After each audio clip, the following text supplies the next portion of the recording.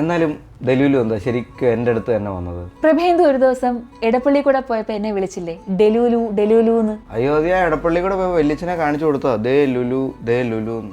എന്തായാലും കേട്ട് കഴിഞ്ഞാൽ വലിഞ്ഞു കയറിങ്ങി പറഞ്ഞു കേട്ടോ. അല്ല, വാലന്റൈൻസ് ഡേ ഒക്കെ അല്ലേ വരുന്നേ? പ്രഭയ്ക്ക് കാമുകിമാരൊന്നുമില്ലേ? ഉണ്ടായിരുന്നു. കഴിഞ്ഞ വാലന്റൈൻസ് ഡേക്ക് ബ്രേക്കപ്പ് ആയിപ്പോയി. അതെന്ത് പറ്റി? അത് അവളെന്നോട് പറഞ്ഞ ഏതെങ്കിലും പാർക്കിൽ കൊണ്ടുപോകണം, ഭയങ്കര സേഫ് ആയിരിക്കണമെന്ന് പറഞ്ഞു. എന്നിട്ട് കൊണ്ടുപോയില്ല? കൊണ്ടുപോയി. അതിനാ അവള് പിണങ്ങിപ്പോയത്. അതേത് പാർക്കാ? Pay and park Mavelikara. ഭയങ്കര സേഫാണ് അവിടെ. ഞാൻ അവിടെ ബൈക്ക് വെച്ചിട്ടില്ലേ എറണാകുളത്തൊക്കെ പോകുന്നത്. അവളെന്നെ മനസ്സിലാക്കുന്നില്ല. ഞാൻ എത്ര ആലോചിച്ചിട്ടും ഞാൻ എങ്ങനെയാ മരിച്ചതെന്ന് മാത്രം മനസ്സിലാവുന്നില്ല.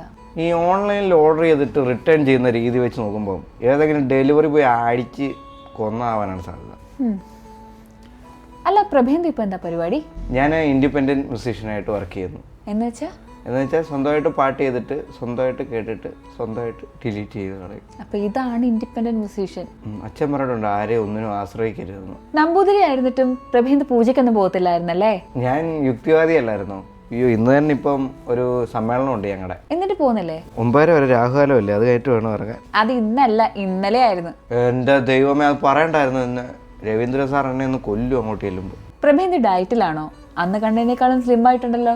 ഞാൻ ഈ ചോറ് കുറയ്ക്കുക. ഓ, കാർബ് കട്ടാണല്ലേ? കാർബ് കട്ടല്ല. അച്ഛന് വെളുപ്പിന് 5 മണിക്ക് എണ്ണിച്ച് ചോറ് വെക്കും. ഞാനൊരു 8 മണിയാകുമ്പോൾ എണ്ണിച്ചൊരു 2 പ്ലേറ്റ് കുറയ്ക്കും.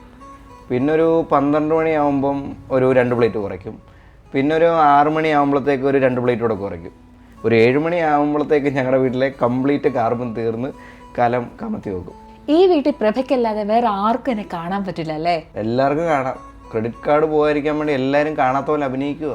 വല്ലച്ചനൊക്കെ ഇച്ഛാതി ആക്ടിങ്. ശരിക്കും ഈ ഡെലുലു ഉള്ളതാണോ? ഞാനുള്ള